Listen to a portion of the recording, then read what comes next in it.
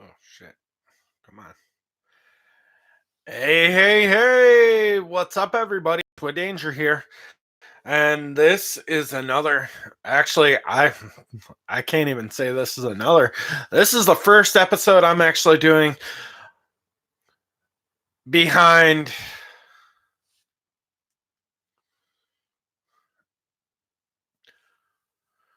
the difference between the music industry now and how it was 20 years ago. Um 20 years ago, you could get away with a lot more. You could be a little bit than you can now. Um, you know, everybody's kind of been asking me about this, and to be totally honest, I actually feel like it's actually a good topic because the record industry has completely changed. Um, if you would have asked 18-year-old me, 17-year-old me, hey, what's up, David, Mary, Christy? Hey, what's up, dude? Um, I'm actually going to tell you guys a little bit, and I want to say thank you for actually thumbsing this video up. I appreciate that a lot. Um, 20 years ago, a young Joshua Danger and 18-year-old Joshua Danger would have actually said, would have told you, you could be as reckless as you wanted to be.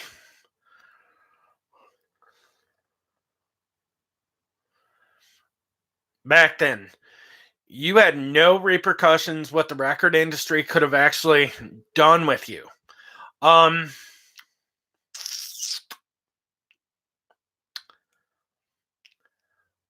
I actually feel that now you cannot get away with half the stuff you could have, which I really don't want to actually go into full detail because I know there is somebody a little bit younger out there on what you can and can't do in the record industry.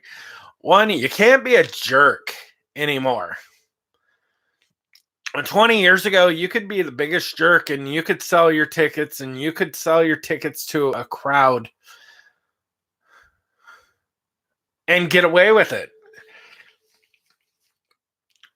Nowadays, you can't be mean to your people, which I'm not one that would actually do that. And 18-year-old Josh would have done whatever he had to do to actually get people to his shows.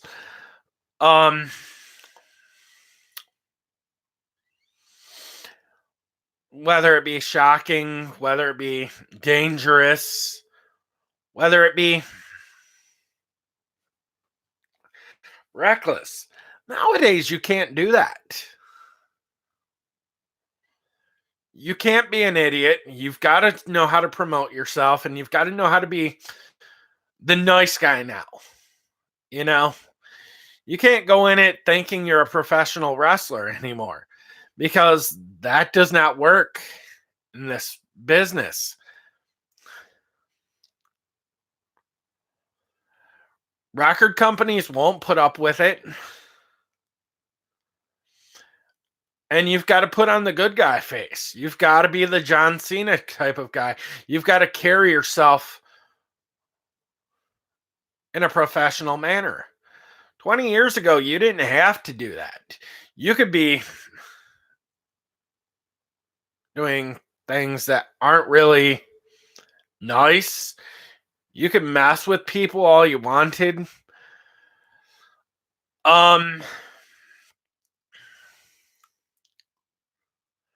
And now it's just you can't do it. You really can't, because there's no room to be the bad guy anymore. And I think last night when I was on stream with Tommy James, the rapper Tommy James, the Juggalo rapper. He said the good guy is really starting to make his comeback now. And you kind of have to be. Because if you go out there and you set your dreams and you're a jerk to people, you're going to ultimately fail because people don't want to deal with it. Nobody wants to deal with the BS behind it, all the drama, whether you're a rap promoter, a rock promoter that steals people's ticket sales and invite your friends, freebie. People are not going to deal with it. They're going to say, you know what? This guy's a shady business person. And that is not going to get you a record deal anymore. If you do have a record deal, guess what? That record company is going to drop you in a heartbeat. Now, because if you work with shady people, they're not going to work with you. Because there is no money in the record business anymore unless you're promoting your own stuff. And even if you are promoting your own stuff, you're not really making much money unless you have a gimmick. You could be just like Gene Simmons or a Paul Stanley, and I think or a Kiss. You could be one of those kind of guys. You could be a Ted Nugent and still kind of make money with your name, but if you're a jerk, nobody's going to come to your show. I think that's why Vanilla Ice is still around. That's why bands like Mushroomhead are still somewhat succeeding. You got bands like Slipknot that are succeeding because they don't make their record labels angry at them. Because they do all the right things. Hey, what's up, Alex? That they don't try to piss off the people that really. They don't piss off the people they try. And they try to keep it positive. You know, King 810's got a very negative perspective of where they come from, but they're successful with it. They don't try to be anything they're not. But in the long run, you have to look at it like, dude, this is a business. That's what it is. The record industry is a business. There is no need. Yeah, I actually did, Alex. Good job with that last night. But like I said, people do not want to deal with the drama. They don't want to deal with the stupidity of people anymore. And you're going to find that out. And it's like, dude, the reason I started the Black Channel was I saw an opportunity with the guys and girl that is actually in my band right now. And I had to hire a few people to really help me out with this project. And I'm thankful that I have people that are actually willing to help me out in this situation because I don't intentionally try to piss people off. Like 18-year-old me would have done 20 years ago. You know, I'm 38 years old. There's no time for BS anymore in the record business. There is absolutely no BS left. And if you're just going on the internet acting as a troll, just to get, whether it be on YouTube, Twitter, Instagram Live, Facebook Live, or on some social media platform, just trying to start drama. Just because You think it's going to draw the best interest of your show? Most people aren't going to deal with you because they're going to say, you know what, this is high school type bullshit. And if you do that with a promoter, you might as well just write yourself off. Anybody that's going to promote you and work with you, you got to keep your best interest at heart. You have to look out for your best interest in the artists that you're actually working with. Whether it be rap music, rock music, metal music, whatever kind of music or whatever you do. Whether it be YouTube, music, or you throw your music on a website or throw it on an app like Spotify or Amazon Music or iTunes or I should say Apple Music, not iTunes. You've got to know how to make that money, not just for you, but for the full band. And you got to know how to promote the shows. You got to put yourself out there. And it's like, dude, people don't want to deal with a dick.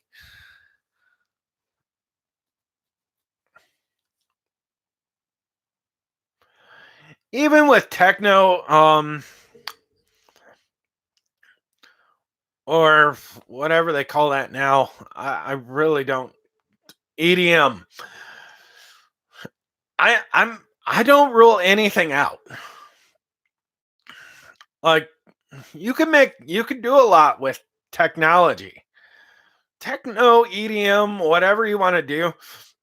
If you just want to throw something in there, it's like, dude, try to be success. Don't try to be successful trying to make money on YouTube. Don't do it because most likely you're not going to make the money. And it's same way with the music industry. Don't try to put the music out there on a freaking social or not a social media platform, but but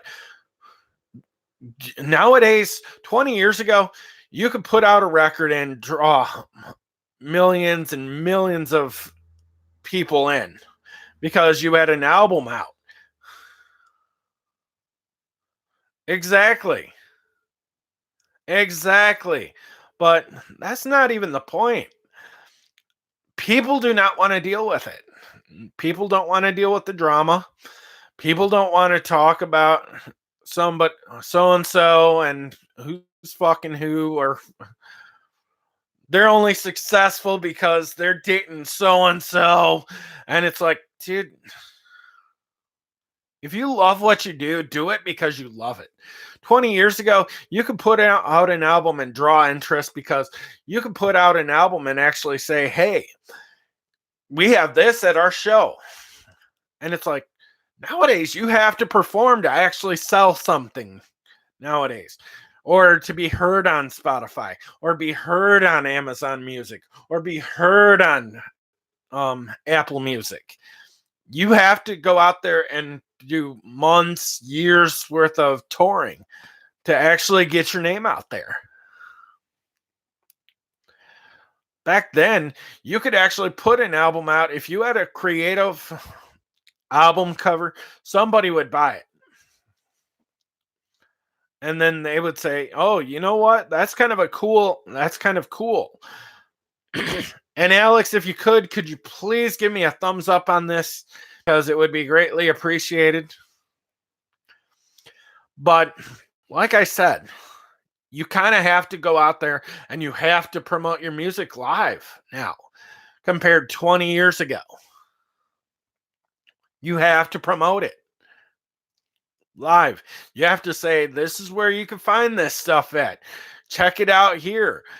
Or go get digital download cards, or go pick up an album at the show, whether it be vinyl, whether it be a DVD, or you even put the freaking music video out on YouTube. That's where you draw your interest. You have to perform live nowadays. And it's kind of looking back to where it was 30 years ago, 40 years ago, where you had to perform live to actually get your shit out there. And to be totally honest, nowadays you have to freaking do it. to survive as a band. And if you don't, guess what? You're probably not going to make your money back unless you self distribute yourself, like I did a year or two ago. That is how you do it. And you have to say, you know what? Is this going to draw enough money if I don't tour? No, it's not. You're going to fail. And it's like, even with YouTube, unless you put the money into the YouTube channel or you put the money into something, most likely you're going to fail. And I hate saying that, but it's the honest to God truth. And that's how you succeed in the business nowadays. You have to put the money in. You actually have to put in effort. You have to buy the equipment that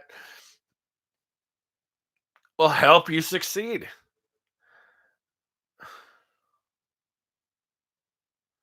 So I'm Joshua Danger, and this is my thoughts on where we're going with the record industry. And if you guys really want to talk with us more, please hit us up on our Discord at Dead Vision Entertainment. And also check us out at the links below.